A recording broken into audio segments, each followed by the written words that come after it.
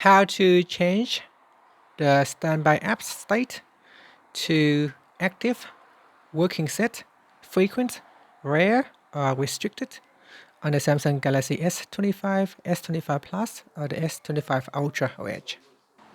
First, we tap on the home button to go back to the home screen, and from the home screen, we swipe down at the top to open up quick settings. In here, tap on the settings icon. Next, we go down and tap on developer options. From here, scroll down,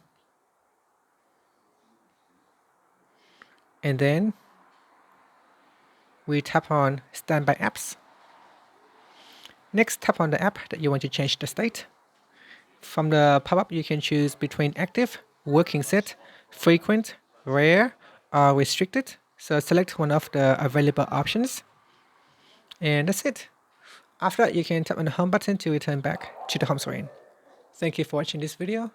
If you find it helpful, please like and subscribe to my channel for more videos.